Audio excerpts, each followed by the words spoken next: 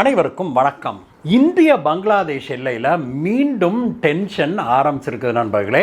அதற்கு காரணம் பங்களாதேஷ் தான் அப்படின்னாலுமே கூட முன்னெச்சரிக்கை நடவடிக்கையாக இந்தியா எடுத்திருக்கிற சில நடவடிக்கைகள், இராணுவ ரீதியில் எடுத்திருக்கிற அந்த நடவடிக்கைகள் பங்களாதேஷ்க்கு இப்போ தூக்கம் வராமல் பண்ணியிருக்குதுன்னு சொல்கிறாங்க.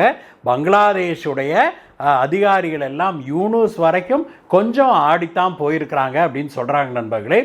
இந்தியா பங்களாதேஷ்க்கு எதிராக என்ன மாதிரியான நடவடிக்கைகளை எடுத்திருக்குது, ஏன் அப்படி செய்தது, இதுதான் முக்கியமான கேள்வி. இந்த கேள்விக்கு உங்களுக்கு விடை தெரியும் அப்படின்னாக்க கீழே இருக்கிற சப்ஸ்கிரைப் பட்டனை தட்டுங்க நண்பர்களே. விடை தெரியலைனாலும் பிரச்சனை இல்லை, கவலைப்படாதீங்க. கீழே இருக்கிற சப்ஸ்கிரைப் பட்டனை தட்டுங்க, பக்கத்திலே இருக்கிற பெல் ஐக்கனை தட்டிட்டு ஆல் அப்படிங்கிற ஆப்ஷனை கிளிக் பண்ணுங்கள். இந்த கேள்விக்கான விடை மட்டுமல்ல, இது போன்ற சர்வதேச விவகாரங்களில் ரொம்பவுமே சென்சிட்டிவான, ரொம்பவுமே திரைமறைவுக்கு பின்னாடி நடக்கிற பல விஷயங்களை உங்களுக்கு கொண்டு வந்து அதை எளிய வடிவத்தில் உங்களுக்கு வழங்கிட்டு இருக்கிறோம். வாங்க நண்பர்களே, வீடியோவுக்கு போகலாம்.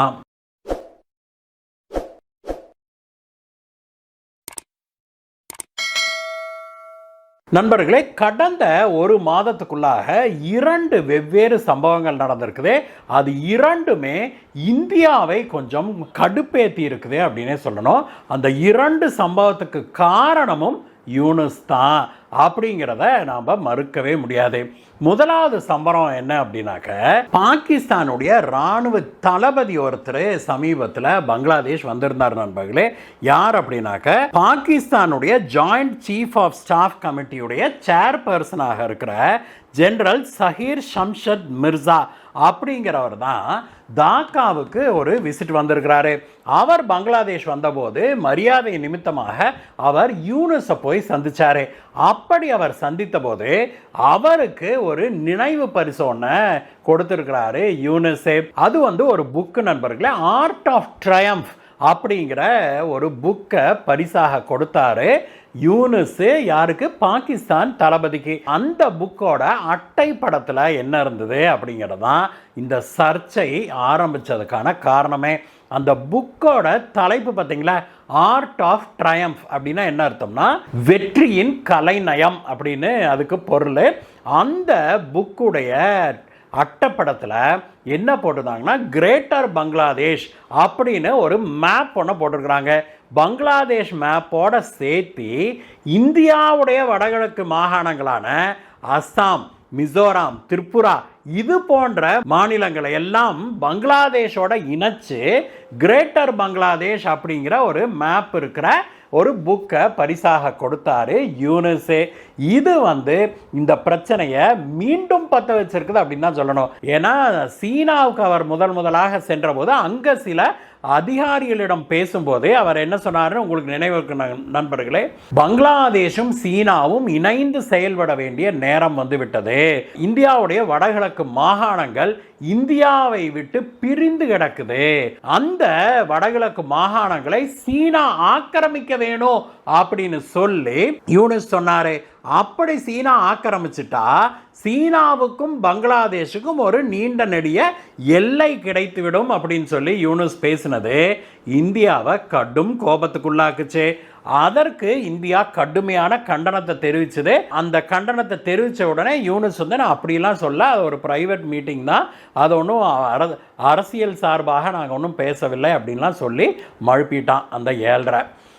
அதற்கு அடுத்தது பார்த்தோம் அப்படின்னா, இப்பொழுது பாகிஸ்தான் ஜெனரலுக்கு இந்த புக்கை கொடுத்தாரு. இந்த சம்பவம் மீண்டும் இந்த பிரச்சனையை பூதாகரமாக மாற்றி இருக்குது.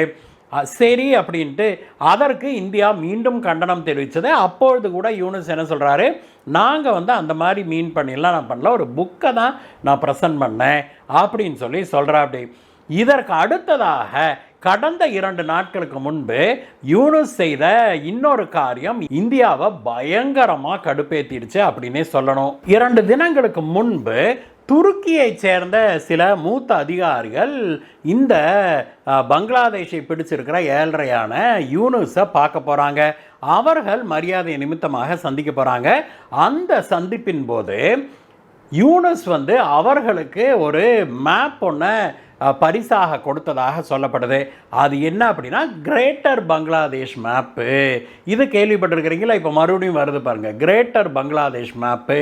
பங்களாதேஷ் நாட்டோட இந்தியாவுடைய மேற்கு வங்காளத்தின் சில பகுதிகள், அது மட்டும் இல்லாமல் அசாமு, மிசோராமு, மேகாலயா, திரிபுரா, இந்த வடகிழக்கு மாகாணங்களை எல்லாம் இணைத்து ஒரு பெரிய பங்களாதேஷ், கிரேட்டர் பங்களாதேஷ் அப்படிங்கிற ஒரு மேப்பை துருக்கி அதிகாரிகளுக்கு பரிசளிச்சிருக்கிறாரு யூனுஸே.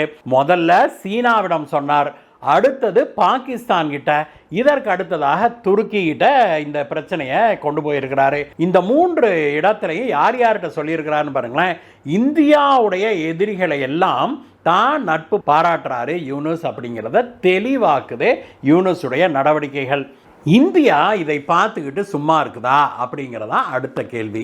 இல்லை நண்பர்களே, முதலாக இவர் சீனாவில் போய் நின்றுக்கிட்டு இந்திய வடகிழக்கு மாகாணங்களை சீனா ஆக்கிரமிக்க வேணும்னு பேசின போதே இந்தியா உஷாராயிருச்சுன்னு சொல்கிறாங்க. இந்திய சீன எல்லையில் இந்திய படைகள் பலப்படுத்தப்பட்டது அப்பொழுதே அப்படிங்கிற செய்தி நம் காதுகளுக்கு எட்டுது. அதற்கடுத்ததாக யூனுஸ் மீண்டும் இந்த பிரச்சனையை கிளப்புவார் அப்படின்னு இந்தியா எதிர்பார்த்துக்கிட்டு தான் இருந்தது அப்படிங்கிறாங்க. ஏன்னா யூனுஸுடைய டிஎன்ஏலேயே இந்த கிரேட்டர் பங்களாதேஷ் ஓடுது அப்படின்னு செய்திகள் வந்திருக்குது வெளியில். அதனால் யூனுஸ் எப்படியும் இதை கிளப்புவார் அப்படின்ட்டு இந்திய பங்களாதேஷ் எல்லை இருக்குது இல்லையா, அதில் எங்கெல்லாம் நமக்கு வீக் பாயிண்ட்ஸ் இருக்கோ அங்கெல்லாம் இந்திய படைகள் பலப்படுத்தப்பட்டு வருது அப்படிங்கிறாங்க. அதில் மிக முக்கியமாக அந்த சிலிகுரி காரிடார் அப்படின்னு சொல்லுவாங்க. இந்தியாவையும் இந்தியாவுடைய வடகிழக்கு மாகாணங்களையும் ஒன்றிணைக்கிறது தான் இந்த சிலிகுரி காரிடார் அப்படிங்கிற ஒரு சின்ன ஒரு நேரோவான பகுதி நண்பர்களே. அந்த பகுதியுடைய மிக நேரோவஸ்ட் பகுதின்னு சொல்லுவாங்க இல்லையா, மிக குறுகிய இடம் இருக்கிற இடத்துல பார்த்தோம் அப்படின்னா அது வெறும் 22 கிலோமீட்டர் அகலம்தான் இருக்குது. இந்த பக்கம் நேபாள் வந்துடுது. இந்தியாவுடைய அந்த சிலிகுரி காரிடாருடைய இந்த பக்கம் வடக்க நேபாள் வந்துடுது, தெற்கு பங்களாதேஷ் வந்துடுது. நடுவில் ஒரே ஒரு 22 மீட்டர் நீளம் கொண்ட ஒரு காரிடார் தான் நமக்கு இருக்குது. இதை பல முறை பங்களாதேஷி அதிகாரிகள் சுட்டி காமிச்சு நாங்கள் நினச்சோம்னா இப்படிங்கிறதுக்குள்ளே பிடிச்சிருவோம் அப்படின்னு சொல்லியிருக்கிறாங்க. அந்த சிலிகுரி காரிடாரை தான் இந்தியா இப்பொழுது பயங்கரமாக பலப்படுத்தி இருக்குது அப்படிங்கிறாங்க.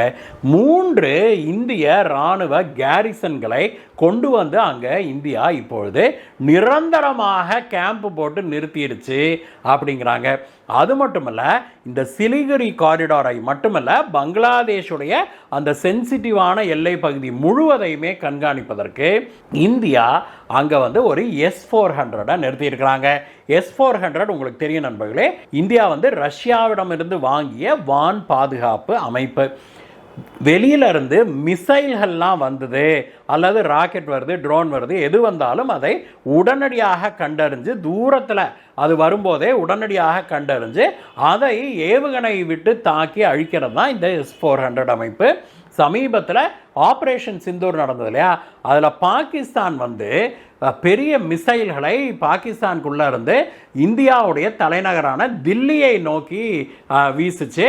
அப்படி அது தில்லியை நோக்கி ஏவிய போது இந்தியாவுடைய S-400 ரேடாரு அதை முன்னமே கண்டுபிடிச்சு அந்த ஏவுகணை ஹரியானாவுக்கு மேலே போகும்போதே இங்கேருந்து மிசைல் அனுப்பி துல்லியமாக அதை சுக்கு நூறு ஆக்குனதை பார்த்தோம். அது மட்டும் இல்லை, பல இடங்களில் இந்த S-400 ஏவுகணைகளை வீசி பாகிஸ்தானுடைய ஏவுகணைகளை சுக்கு நூறாக்குச்சு வானிலையே. அது மட்டும் இல்லை, இதை தாக்குதலுக்கும் நாம் யூஸ் பண்ண முடியும். இந்தியாவுடைய பிரம்மோஸ் ஏவுகணை இருக்குது இல்லையா, அந்த ஏவுகணைகளுக்கும் இதை கனெக்ட் பண்ணியிருக்கிறாங்க அப்படிங்கிறாங்க. அப்போ நமக்கு தேவைப்பட்டால் நம்ம அந்த பிரம்மோஸ் ஏவுகணைகளை கூட நாம் தாக்குவதற்கு இந்த ரேடாரை நாம் பயன்படுத்தி கொள்ள முடியும். அவ்வளவு துல்லியமான ஒரு இன்டகிரேஷனை இந்தியா செய்திருக்குது. S-400 இல்லாமல் இந்தியா உள்நாட்டிலேயே DRDO உருவாக்கிய வான் பாதுகாப்பு சிஸ்டத்தை கொண்டு இந்திய பங்களாதேஷ் எல்லையையும் பாதுகாத்து வருது. S-400 நிறுத்தி இருக்கிறாங்க. அது போக MRSAM அப்படின்னு அழைக்கப்படுகிற DRDOவும் இஸ்ரேலும் சேர்ந்து இணைந்து உருவாக்கிய ஒரு ஏர் டிஃபென்ஸ் சிஸ்டத்தையும் S-400ஐயும் இணைச்சிருக்கிறாங்க. இது போக இந்தியாவுடைய ஆகாஷ் மிசைல் சிஸ்டத்தையும் இதோடு இணைச்சிருக்கிறாங்க. இது எல்லாத்தையுமே இப்பொழுது இந்திய பங்களாதேஷ் எல்லையில் இந்தியா கொண்டு போய் நிறுத்தி வச்சிருக்கிறாங்க. அப்படின்னும் இனிமேல் பங்களாதேஷ் ஏதாவது வாலாட்டுச்சுன்னா பாகிஸ்தானுக்கு ஏற்பட்ட அழிவை விட பன்மடங்கு பங்களாதேஷ் சந்திக்க நேரிடும் அப்படின்னு இந்திய அதிகாரிகள் நேரடியாகவே பங்களாதேஷுக்கு எச்சரிக்கை விடுத்திருக்கிறாங்க அப்படிங்கிற செய்தியும் நமக்கு எட்டுது நண்பர்களே. இனிமேலும் யூனுஸ் இந்தியாவை சீண்டுவாரா அப்படிங்கிறதுக்கு நாம் பொறுத்திருந்து தான் பார்க்க வேணும். ஆனால் யூனிஸ் அடங்க மாட்டார் அப்படிங்கிறது நமக்கு தெரியும். இந்தியாவும் தன்னுடைய எல்லைகளை மிக உஷாராக பொழுது பாதுகாத்து வர்றாங்க.